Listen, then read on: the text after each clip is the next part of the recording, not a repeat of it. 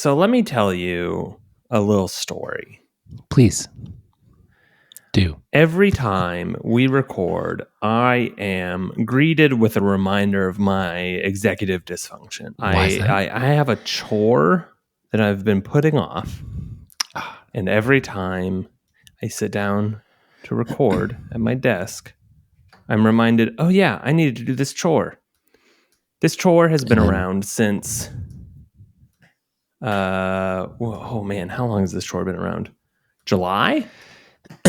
July. What is this chore? And why does podcasting remind you of it?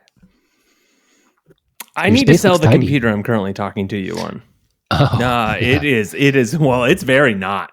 For those of us watching on Sam's YouTube channel, please, I got a new printer. I threw my old printer off. That looks like the brother. My deck. Yeah. So I had a bad HP something or other that was just terrible. It was the only printer available to us in Mexico at the time. Like I needed to print something that day for our visa stuff, so I drove to the supermarket and bought the nicest printer they had, which was a bad HP that didn't work really well. And then when we moved to Maryland, one of our movers was like, hey, should we take this? And I was like, no. And he backed it anyway. So then I had it. Great. It didn't work. I hated it. I needed to print something for Pancho for our vet cardiac thing, and it didn't work. And so I just kind of I needed an outburst. I needed something to because I was having a very emotional time because of dog health stuff. And so I just unplugged the printer and walked out onto our patio and dropped it on our cement in the back alley. That is beautiful. It felt amazing. Oh, wow. I felt so good. No, my office is a bit of a mess. And part of the reason my office is a bit of a mess is because I don't use it right now. My partner and I share an office. And the chore that I've been putting off is threefold. It's finishing tidying the office, but it's also selling the computer that I'm talking to you on.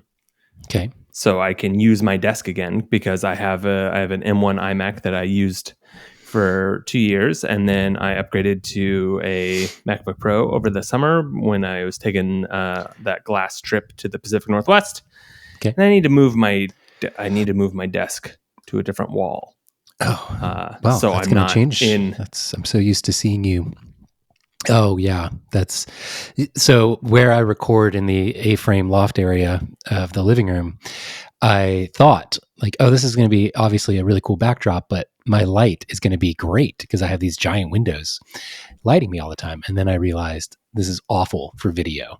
I have no control if it's a sunny day, if it's a cloudy day, if the clouds are coming in and out. Yeah, it's bad. So I ended up putting up curtains to block out as much light as I could up there, which is kind of hilarious. Yeah, your beautiful light was now gone. So yeah, I need to sell this computer, but the only thing I don't do on my laptop is I don't take calls. I haven't set up the recording stuff because it's just unplugging this and plugging it into my laptop, but there's not enough space on my desk for both computers. It's a whole thing. And every time I sit down, this is one of 3 times that I use this computer every week. I use it for us, for therapy, and for our Glass weekly meeting to be like, hello. So is it going to be replaced, or you just need to sell it and you'll use your... I just need to sell it and just use my laptop. Facebook Marketplace. Actually, I don't have any idea. Is there a kind of known place to get a decent amount for your money for computer goods? Because I always just do eBay, which is not a good place to get your... Yeah, I'm just going to do Facebook Marketplace and just be like, hey, buy this computer. Maybe I'll put it up right now and say, you know what? Yeah, I'm going to do that. Here we go. Okay. Here we go. Do it.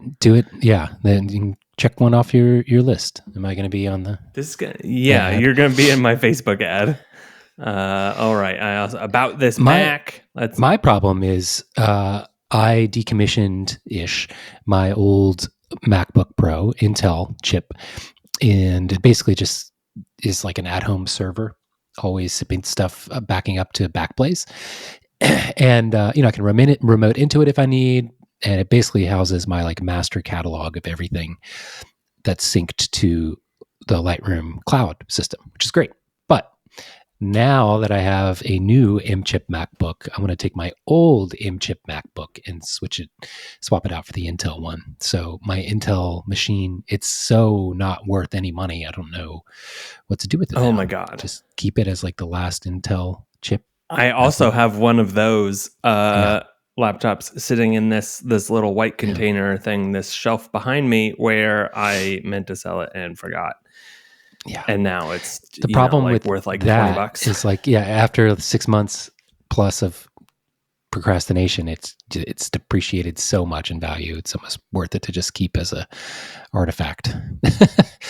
I don't like keeping artifacts. I don't want, well, unless we're talking about, I don't know. Computer artifacts are like, I have the original iPhone, the OG, as I know we've talked about a few times. Yeah.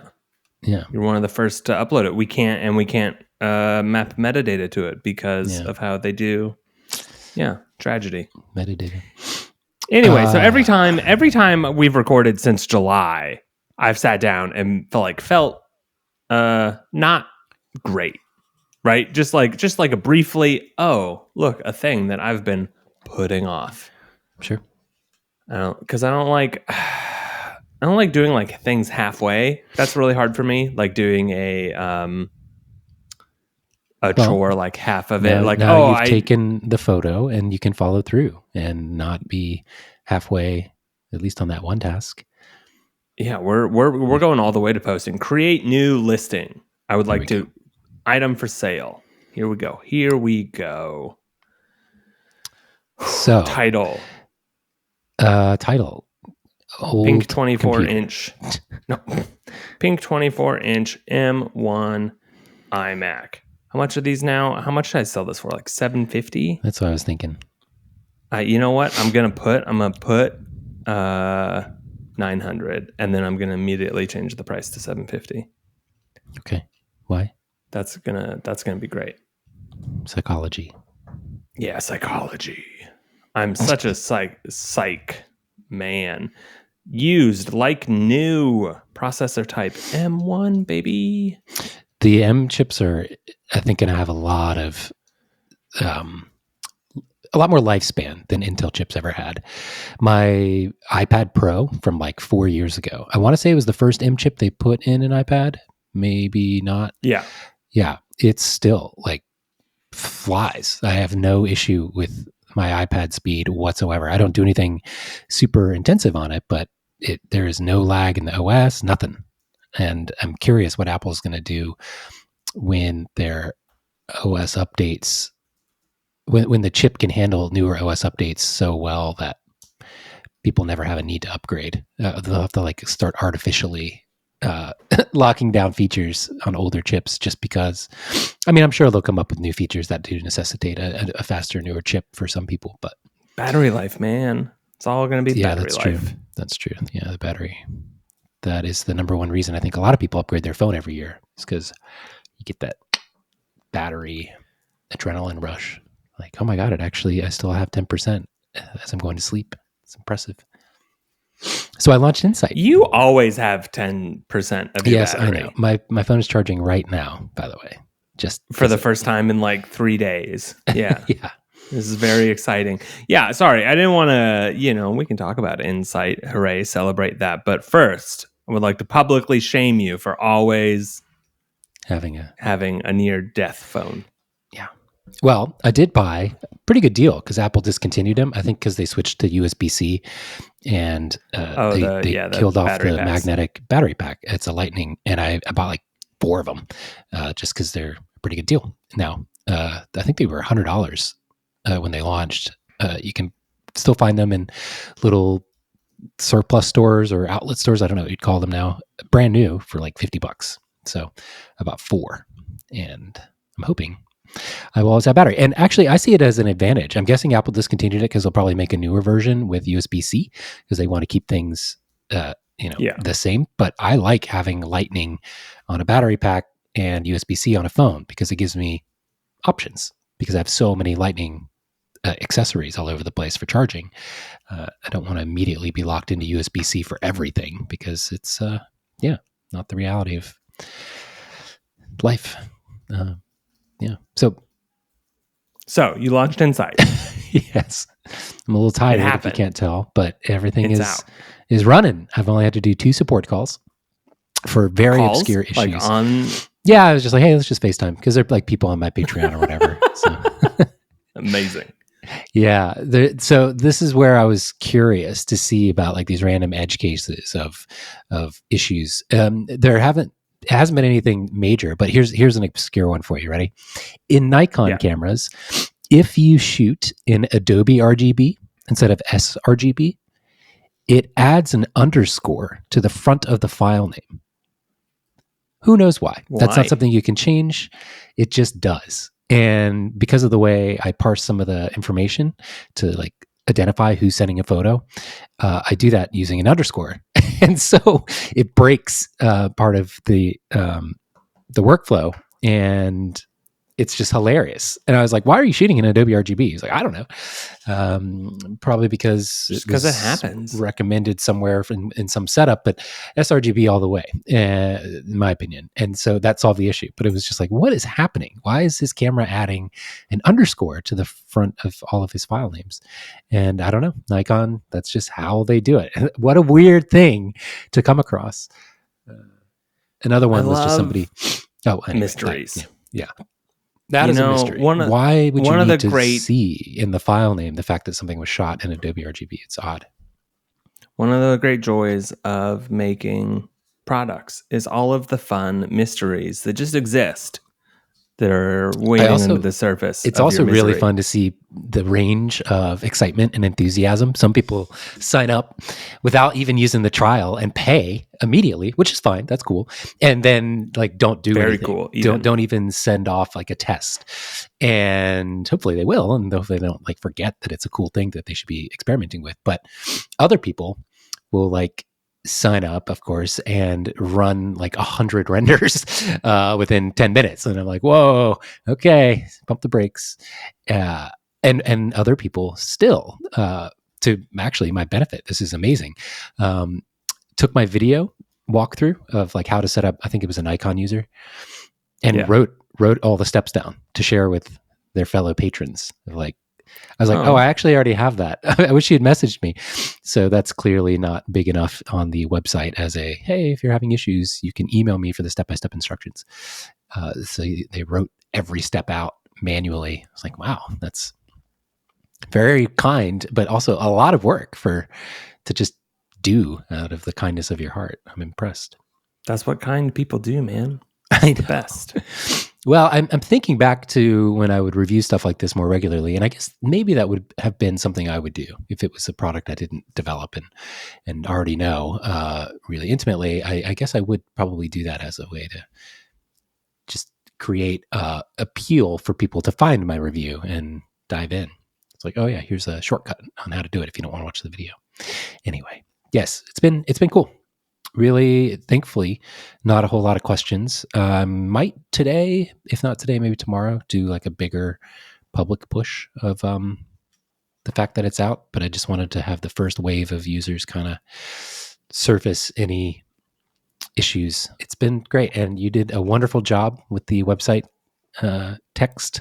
I ended up making a few tweaks that we had settled on, kind of reversing that decision only because of random messages from people looking for stuff that they couldn't find, just to try and make it easier. But overall, very, very happy. Now, here's another thing. Again, kind of the like, wow, the enthusiasm is awesome.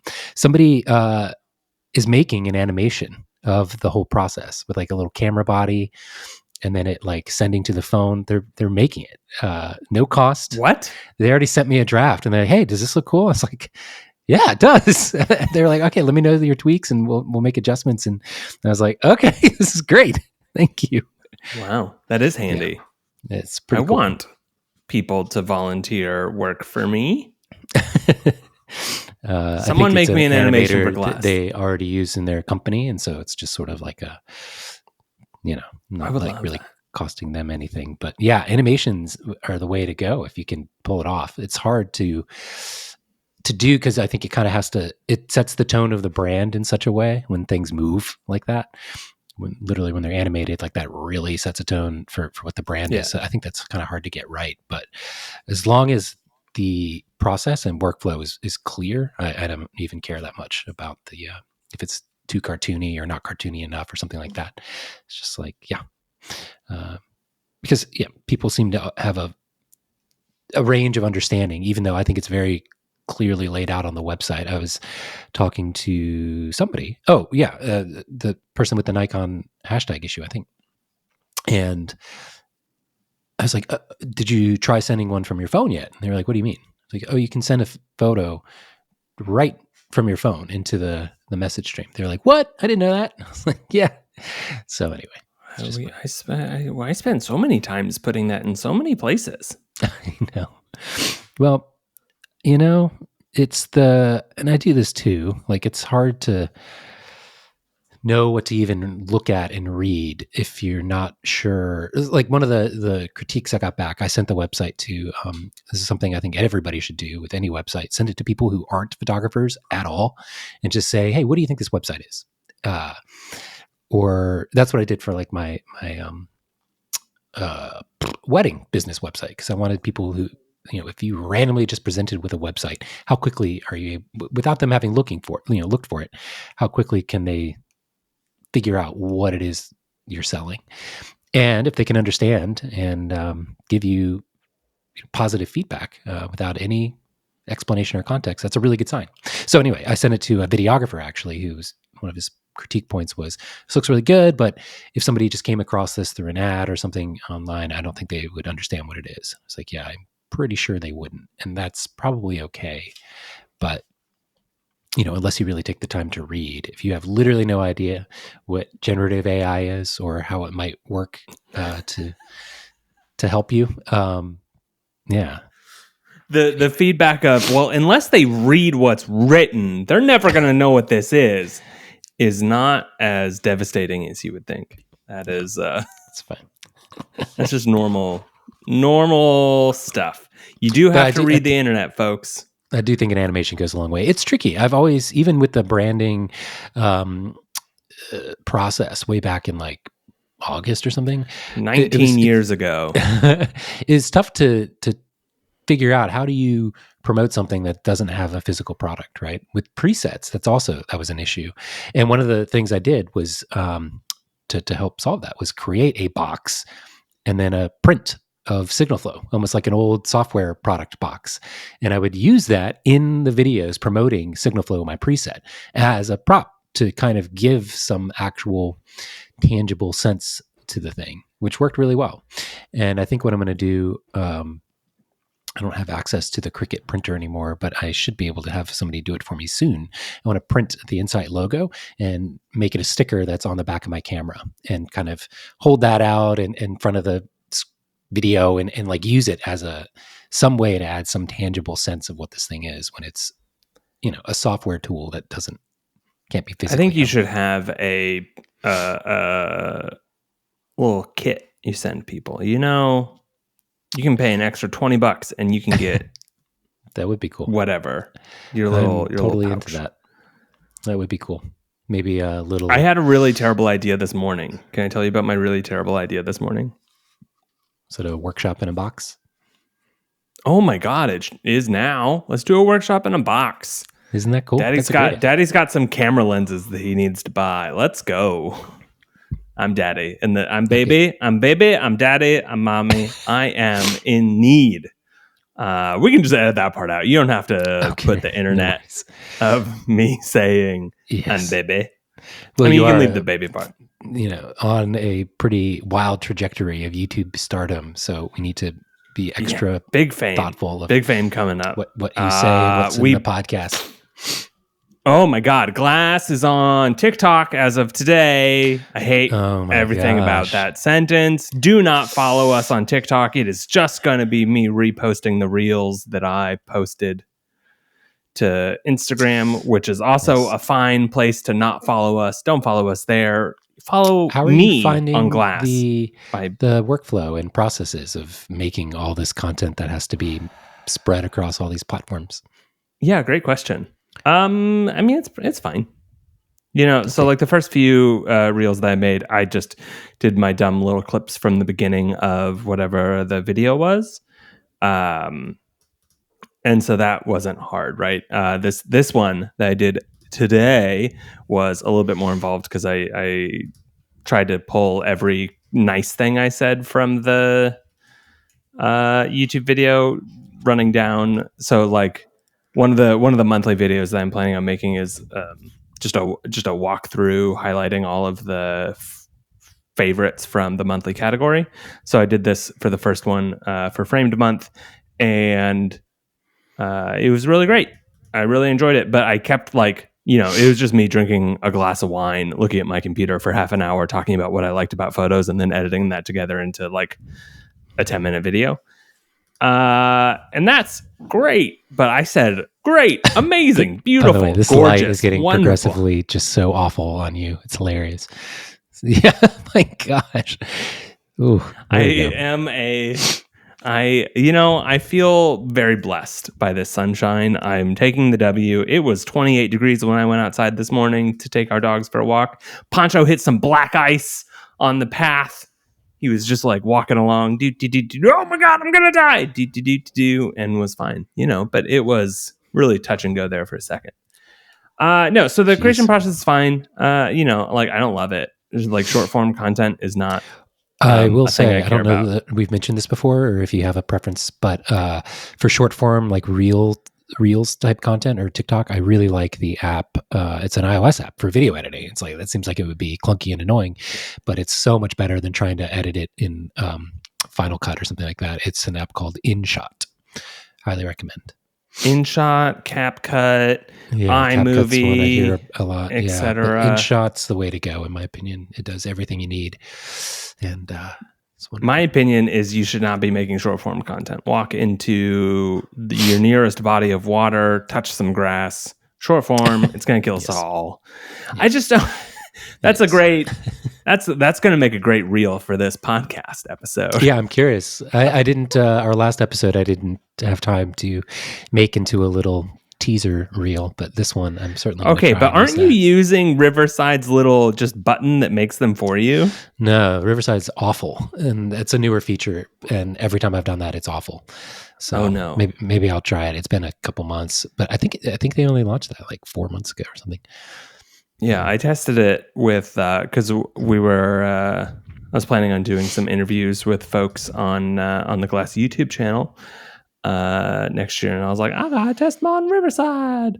And then so I did a dumb test with Tom where we just chatted for like 10 minutes, and I was like, make me AI clips, and it was like, okay, and they were fine. It was okay, fine. Yeah, I mean, it wasn't great. That's okay. The problem is, and we've talked about this before. It's like. A big reason a lot of people get really well known is because they actually become experts in making the promotional stuff of the thing.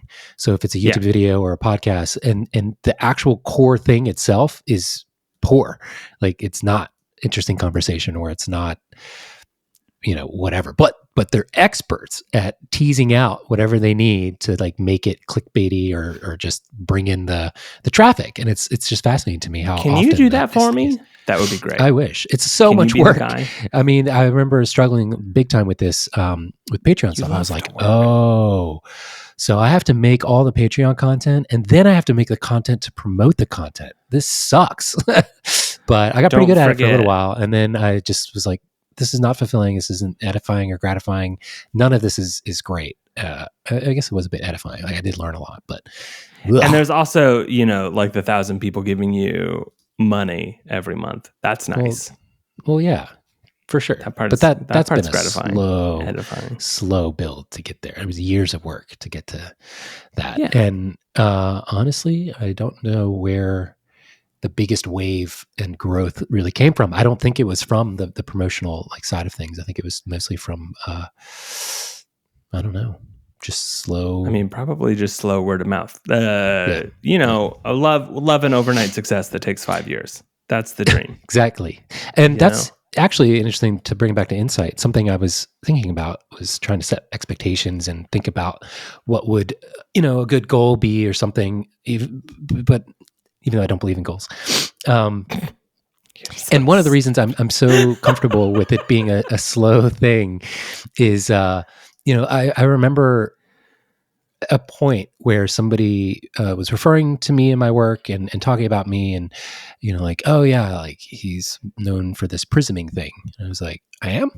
Like, I know nobody else had really written about or talked about or named the technique prisming, but I didn't know, because like, if you look at just the numbers, the traffic stats on that blog post, the original blog post I made about prisming, like there was no like huge flood of traffic that I could clearly source from a moment or a place and on the internet, and a moment in time is like, oh, it's going viral. Everybody understands what this is now. Like, awesome. Yeah. It's always been, a couple, maybe 60 people one day, 30 people the next, maybe 100 here and there.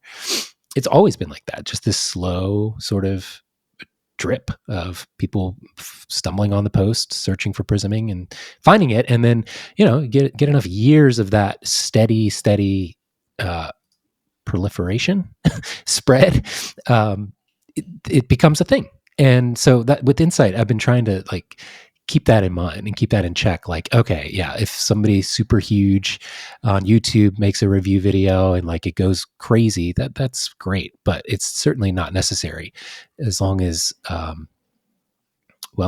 long as people continue to use it in some capacity. One of the really interesting things that's happened for Glass and could happen with Insight. There's this thing that happens when you make a business or a product and then sell it for money as opposed to take funding for it, where things stick around longer because it's generating revenue and you're not like beholden to other people. And so there's time moves different for a business that's a business versus an internet business that's all made up. We have like friends who have shut down companies, taken a break, fundraised new companies, and then shut that fundraised company down since we launched Glass. Like, we've been working on, wow. Yeah, like startups come and go all the time, but we have like friends in our network and in our circles where it's like, oh, what are you working on? It's like, oh, still Glass. Still the thing. And they're like, oh, that's crazy. Anyway, I shut down my company a couple months ago, but I got back out there this week and, raised a little bit more money. And now I'm back at it with something else. I'm like, good for you, buddy. I couldn't be me, but I'm thrilled for you. It's interesting. I've never once in my life thought about raising money really to do anything, because the time is of the essence then. Like, you become like, one of the big incredible things about building your own business is that it's your business. You dictate your daily schedule, how much passion and energy and drive you want to put into it. And maybe it's because I've worked as a wedding photographer in my own business for so long, but I just don't think I would ever respond well to someone else's timelines and deadlines for things. And you take money from people and they control you, and that's a scary thing to me. I don't know what amount it would take for me to do that, but it would be a lot. Because they're not just buying Insight, they would be buying like my agenda.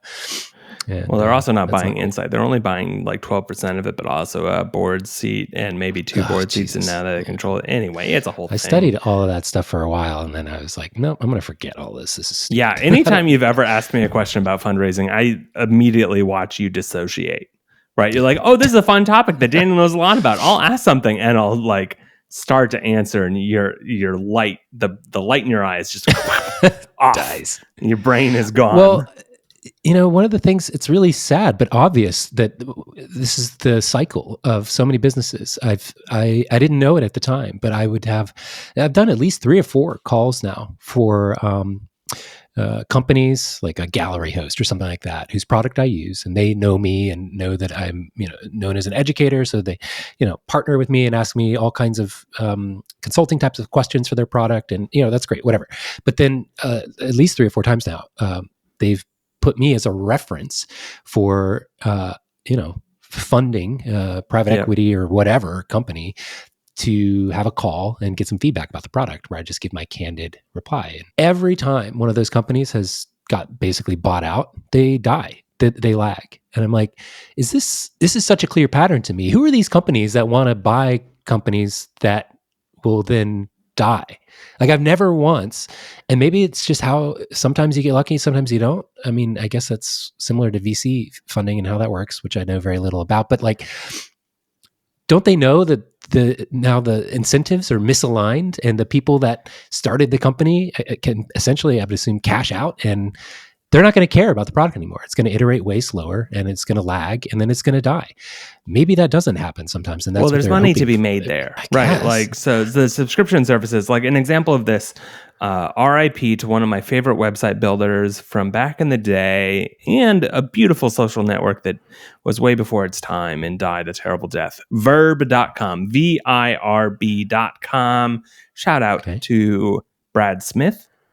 He was the founder of Verb. It was a pure volume investment. Brad Smith is, man, I am just pure volume. I remember that.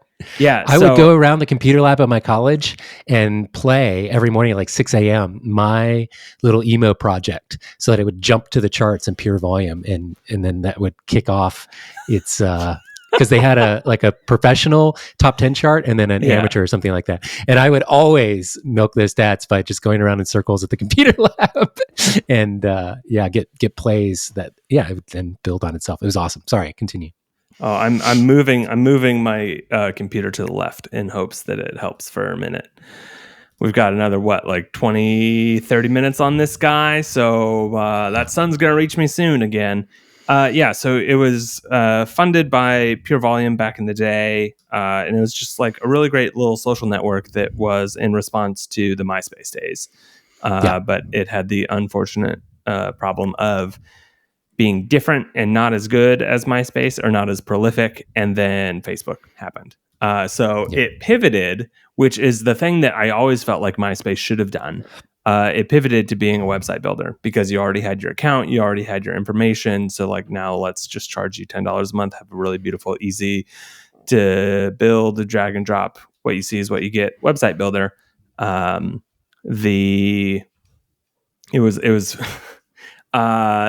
This is like old weird design internet. There's like this really weird small community around early design internet days, and one of the first blogs was called The Big Noob, and it was for this design agency in Springfield, Missouri, run by Brad Smith. Their lead designer was Simi, who then went on to design Artio, a few other fan favorites, and is now the head of design at Duolingo. Yeah. So, and then their intern, his name is Keegan. He was like 15. His mom had to like drive him and drop him off, and now he's like one of the, was known as a wonderful designer. He's a great guy. I love Keegan. He and I worked together a few times. Cool name.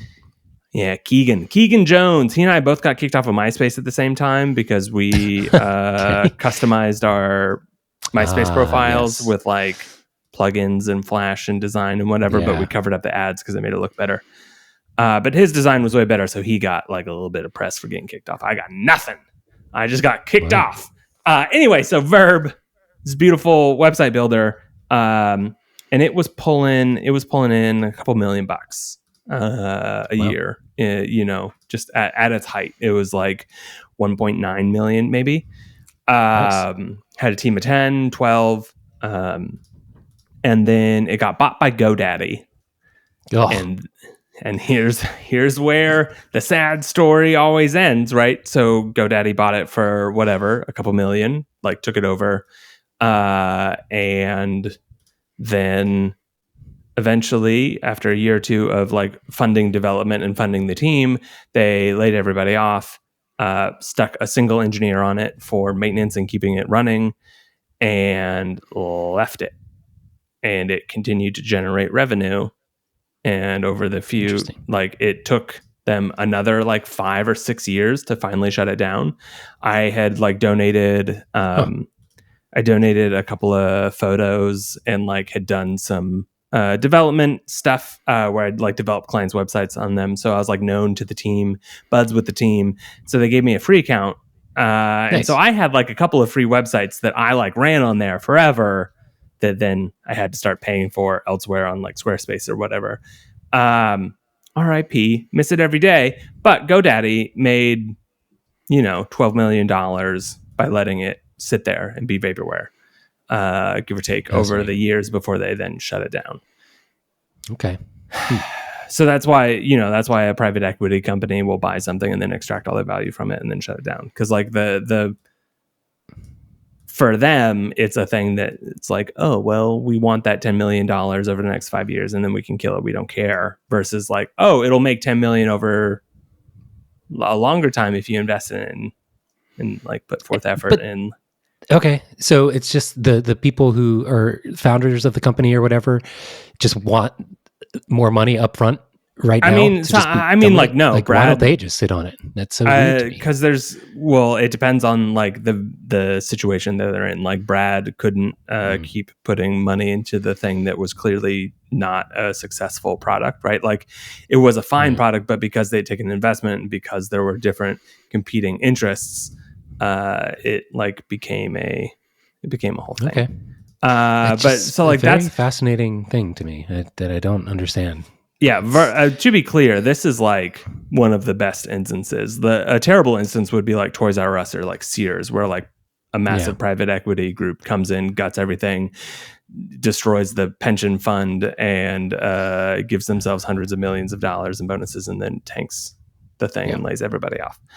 Those people can go to hell forever. I don't believe in a literal hell, but I do for private equity. People that did for the obscenely wealthy. Praise be to that literal hell. Well, anyway, to my eye, it just seems like so many really genuinely awesome tools and products get left to die. And no, it may not be the next whatever, like Yahoo. I don't know. Though it may not be like successful on that scale, it's still like so sad to me that so many things like this happened sort of, I think, with VSCO, right? They were just I remember when VSCO launched, they had a huge campaign with like a dozen wedding photographers, specifically wedding photographers, that all in the same day had these big giant blog posts about how awesome VSCO presets were. They weren't even presets that those photographers were profiting from. It was literally just photographers just talking about VSCO. Presets. Yeah. And they blew up, and then I guess took like $10 million. And I was like, oh, maybe they'll make like a VSCO version of Lightroom or something. Nope. They just developed a social app, and then that's it. They killed off VSCO Keys, which was an amazing Lightroom like shortcut creator for your keyboard keys, and they killed off like 2 or 3 other things, including the original presets. And it was like, so annoying. But it was not $10 million. It was 90. Yeah. That right. Okay, that's insane. And I mean, I'm pretty sure they're not generating anywhere near enough money to pay that off. I don't know. No, I mean, like when you take funding like that, you're not paying it back. It's not like a loan, right? Like they're giving you that money to then make more money eventually, or to be worth something that gets bought by Adobe. That's what I mean. They're not going. I wouldn't think they are worth enough to justify that. Yeah. VSCO lives in that weird spot where they survived, right? Like a normal startup in that cycle would have died already, and they didn't. They're like generating enough revenue from their things where it's like this weird state. I don't know whatever's going to happen to it. There was that rumor that it was going to get bought by Pinterest like 2.5 years ago or something. And then they never did. So like, who can say? We have a few folks from VSCO who are on Glass, and they are all lovely people. So if you are hearing this, I'm pulling for you, Kyle, and other folks who I can't remember work at VSCO. Pulling for you. You deserve to make it.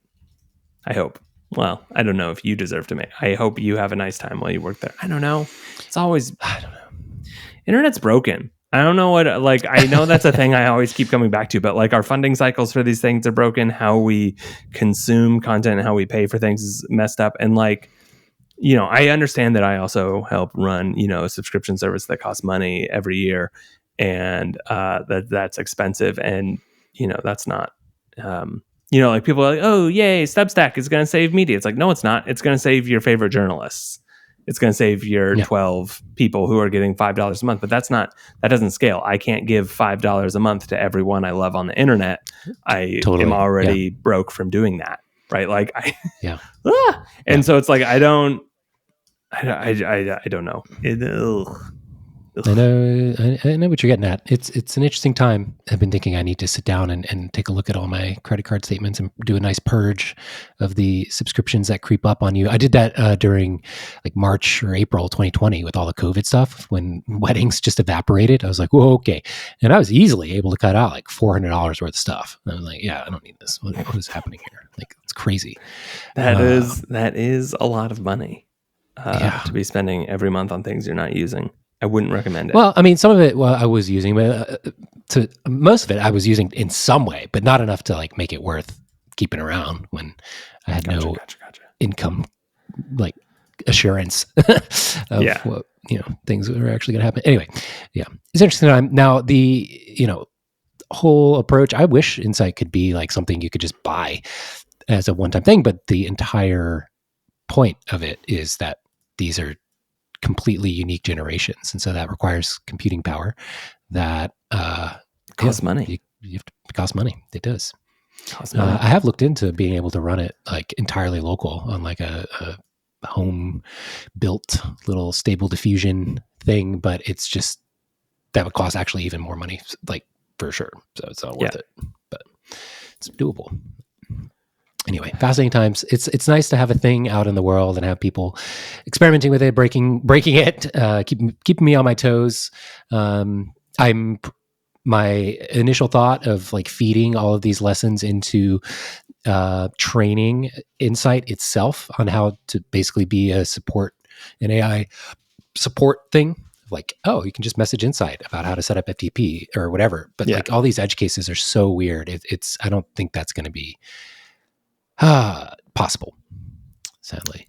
I was going to try to tell you that when you suggested the idea, and I was like, this sounds like a thing that I will tell him that, and he will go, I don't believe that, and need to do it anyway. So I'm just going to save myself the trouble and not say anything.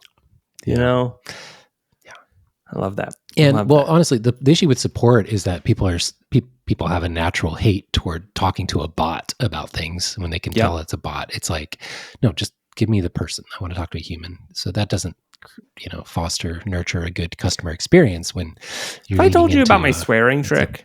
The swearing trick when you're on no, but I know what that is just by you mentioning that in this context. Do you want to explain it first? Yeah, like so if you're calling and you get a robo message where it's like, yeah, tell us what you want and we will direct you.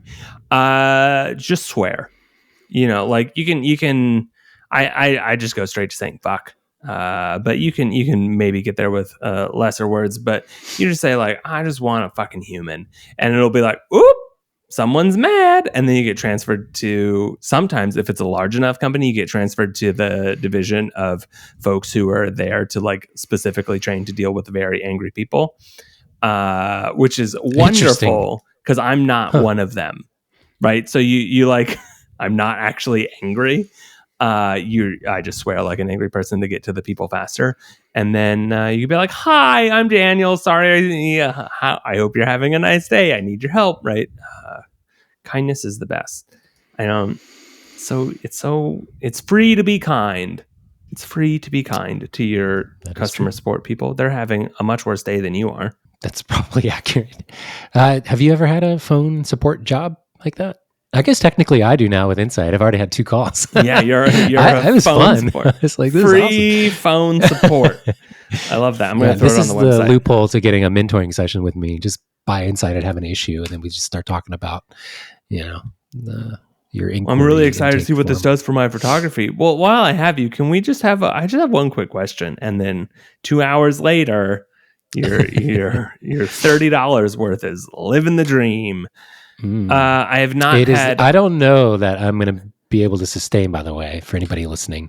I don't know that I can let that go through the end of the year. I don't want to get too many people on that price point because I'm really barely going to be making one of the fascinating things is seeing, once you hit like a certain threshold of people, maybe 100 users, it'll be a very clear, I think, line of how much bandwidth everybody's using collectively, because you have some users that are going to run like 100, like I mentioned earlier, and then you have some users that will run like 1 at a session. And so figuring out that curve is going to take some time, but I can't have too many. If it's this is kind of weird to say, but if it's wildly successful and people start using it all the time, like $29, it's not enough money. Like I would be losing money. So I don't know how much longer I'm even going to keep that up. But I like the idea, like marketing wise, of having something through 2024 or through the end of 2023 or whatever, because that's like a nice thing in hard your line. mind. Yeah. A hard line. Yeah. But we'll see. The fun thing about the internet is you can just change whatever you want. That's true. The guy who I helped today has already run 26 images through Insight in the last 2 hours, so he's having fun. Good for him. I can't actually see the photos. I can see just the logs of how many things have been run. I can see the AI renders, and they all look like they have proper number of fingers and arms that aren't growing out of their ears and stuff, so that's good. Let's not get crazy here. Come on. Let's not get crazy. I had something that I wanted to talk to you about just now, and it left me. I had you said something, and I was like, oh, this is a fun segue to carry us through. I lost it. It's gone. I actually can't even remember what I was just talking about. So you something prices, something. Who can say? Anyway, back to my bad idea, which is not the thing I was going to talk about, but is the thing that I'm going to talk about now. I had this bad idea this morning, and I don't know how it's going to work or if it'll work. Should I make a monthly? I might have had this idea already, and we might have already talked about this, and it just came back this morning. Because now that I'm saying, I'm like, I might have said this out loud to you already. I want to. So I'm doing my 365 project next year. I want to make a monthly zine version of it. Oh, cool! Right. So I want a physical copy per month as it happens. Okay. So that's I want great. Make a little booklet. And sell, sell the booklet or whatever. Or maybe I could just sell a subscription. Like, hey, buy the year of photos. They're coming to you once a quarter, 3 booklets each quarter or whatever. It would be fun to do monthly, but that's too much overhead of packing. I don't want to pack images all the time. Always been my aversion to physical goods. It's like, ooh, if I have to imagine, if I can clearly see a pathway toward me sitting in my living room with a pile of boxes, like licking stuff with in it's like, no, I want to do everything. Lick things anymore, Sam. You just peel off a little bit of plastic. I don't do that anymore. I never have gotten it. I always use the lick envelopes. Okay, but you can't. This isn't a big enough. This is going to be a booklet, so it won't be in a tiny little thing. It'll have to be in a thing that is large enough that I won't lick it. So I'm not licking anything. This is a lick-free project. So put that in the pro column, right? My tongue will not touch anything. I cannot wait for this reel or this TikTok. Yeah, tongue-free time. There's our episode here. I'm gonna write that down this time as I say it. Yeah, so this is a tongue-free time. I'm not super worried about that part. But I just don't want to stuff envelopes every month, right? Like doing it once a quarter where you get 3 booklets. Hooray! Let's send those out. I think that's fine. Part of what inspired this is I got my last box unpacked from moving yesterday, and I found the box that has all my old zines in them, like my old photo zines from 2004 and 2014 and 15. When I was prolifically making things, I have 5 or 6. And I was like, oh, I've got 10 of these. That's fun. I'll just put them. I'm gonna put them on my website and sell them for $50 for all 5 or 6 of them. Whatever. Be like, here you go. I don't remember what I charged for them forever ago, but whatever, they're old dead stock. And then I was like, man, I really miss this. And as we continue to slowly but surely move towards glass press and printing photo books and photo glass zines. Press. That's a great name. I know. I'm very excited for it. I had a meeting with a member this last week who I was like, hey, I don't know if you've thought about photo books or not, but it would be great to publish one with you if you have. And that was a fun conversation to have. I'm going to start having more of those with other people soon. So if you're vibrating at that mention, send me an email because I would love to talk to you about it or at least help you with yours if I can't publish it. But then I was like, man, that's really fun. Nice. And so I was like, oh, I should like stretch this muscle, right? And I was like, oh, this is I need to like get back in the swing of things. It's like, I'm noticing as I'm editing videos now, it's like, oh, it turns out now that I'm on like my 8th video or whatever, that I've only published 4, but I've made multiple before I publish. Turns out you get better and faster the more you do things. I'm like, okay, I should do that for print design too. Haha, how can I do that? Well, I could sell a weekly or a monthly little booklet of all my photos. I think that's wonderful. Yeah. Great idea. Okay, cool. Well, so then how much should this pay cost? for that. How much would you pay here? How much would you pay for that? Yeah. It's going to be 365 photos, give or take, across a monthly booklet? I would probably just charge all at once, right? Like you get your subscription here. Yeah. I guess what I would do is I would have the subscription for all of them. It's pay up front, free shipping, unless you're in Europe. Sorry, Europe friends. And then what's the physical dimension again? I haven't decided, but it would be like I think like $20 would make sense. It depends on the overall quality. Per book? Wouldn't expect. Or for yeah. Per month per book. Yeah, $25. Okay, if it's just like a booklet. Yeah, I mean, like it'll be like nice. Oh, that is nice. But yeah, I would say like $20, 25. Okay, is that not enough? No, that feels like too much. Like I don't know how, because like when you annualize that out, that's. I mean, I'm walking around a store and I see a nice booklet like that. If it said $19.95 on the barcode, I'd be like, yeah, okay.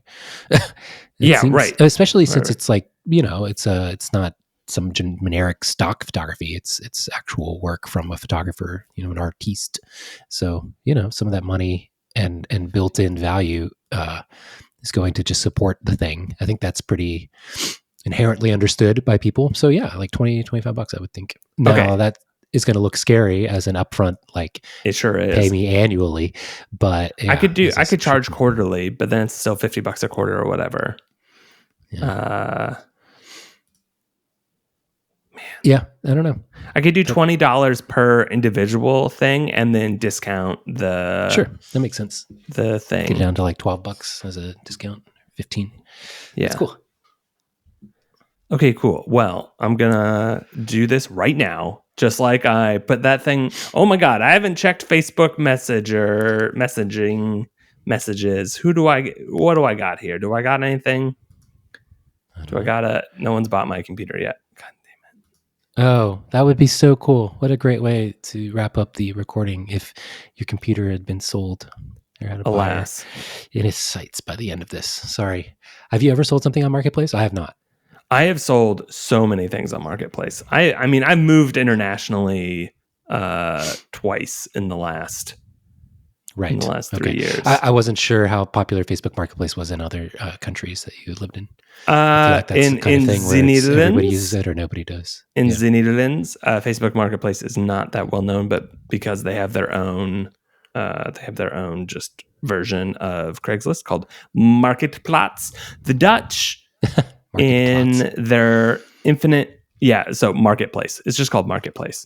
But in Dutch, the Dutch in their infinite wisdom are very direct in their naming conventions. So like when we were moving to Mexico, we needed to buy some boxes and we couldn't figure out how to. Like the Dutch love a store that's for a thing, right? So like I had to buy some paper for a thing. So where'd I go? The paper store. It was like called the paper store, and they had nothing but paper. And so the box website that we were eventually recommended, but someone had already given us boxes, was called like theboxstore.nl, but in Dutch. And so it's like they're just very direct in their naming. And so Marketplaats was a big one. And then in Mexico, Facebook Marketplace is in charge. That's the big one. That's everywhere. Yes. Yeah, I've sold like at this point, like probably over the last like 5 years, I've sold like $15,000 worth of stuff on Marketplace. Okay. Wow. Yeah. All right. Well, Yeah, I need to get on there, both as a buyer and seller. I've got a couple microphones I could get rid of. Let me just say, just to segue into maybe our next episode, the Z mount platform with autofocus adapters is blowing my mind. Like the fact that I'm getting as good for sure, or maybe better performance autofocusing a manual focus lens through a Nikon mount, a manual focus lens for a totally different camera platform, by the way, yeah. through a Nikon mount is amazing. Like there's a kind of older M mount series. I think it's called M2 mount or M. I can't remember. for 42. Yeah. M42 It's mount. the That screw-in also. one. Yeah, because the autofocus adapter mount is a M mount thing.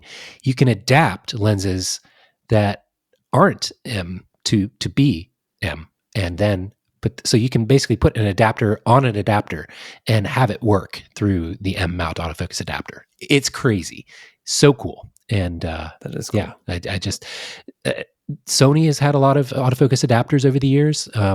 Early years they were awful just because they were.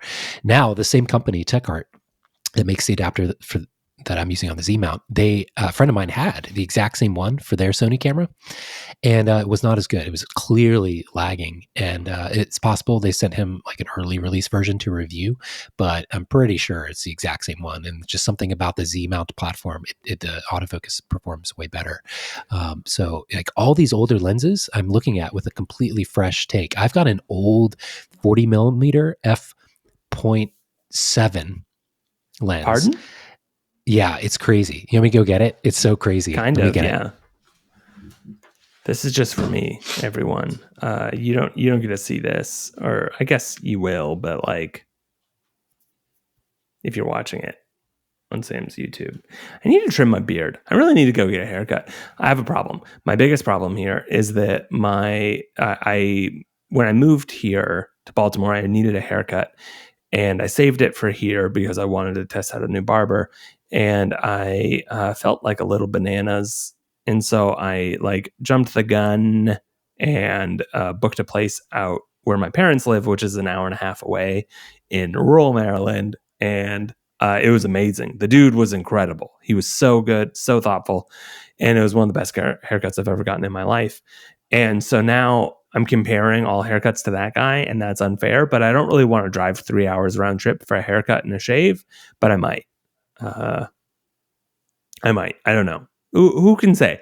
I thought about trying to make it like a YouTube video where I like drive out there to take this guy's photo because he's like a beautiful man and his space is really well put together. His wife is an interior designer, and like it's like a lawyer, old timey lawyer barber shop vibe, right? So they have like massive leather couches and chairs, and there's like a pool table and a bar. It's like white person bullshit central.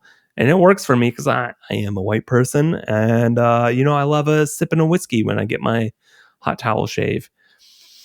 And so like I don't know, it's hard to justify driving for 3 hours without getting anything out of it aside from a haircut and a shave. And so like maybe coming to a YouTube channel near you, I don't know, who can say. Hi. Hey, so this is a 50 millimeter fix your camera. Zero. It's pointed out your wall. Camera. Stick your head in there. Hey, buddy. Welcome back. No. Hold on. So stupid. This is the best. I don't know the gesture. I think it's an L. Nope. Oh, are you just moving that with your hand? No, I'm using the software. Oh, okay. Gotcha. It's a 50. What the hell? 0.7. Yeah. Isn't that wild? That is wild. What is going on here? Can autofocus. Yeah. It's from, speak of the Netherlands. The Netherlands? Made in Holland. Made in Holland. We love Holland.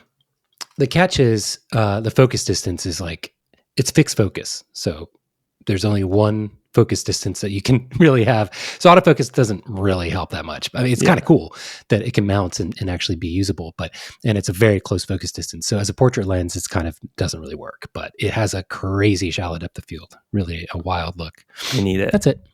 I need it. All right. With that, well, I'm going to go do some support. Oh, yeah. I guess we're done now. Okay. Well, okay. Sure. I mean, you just like ran away and I was just left here for like 5 minutes. And so it didn't feel like the end of the episode. Is that stuff I should cut, or were you saying something of value for everyone? How dare you? You have to listen to that 2 times speed to like figure out for yourself it's of value. But I told a nice little story about how I look haggard. Oh, okay. That's great. I'll keep that in. All right. Well, Sam, I appreciate you. Congratulations. Appreciate you. Thank you. Adios, amigo.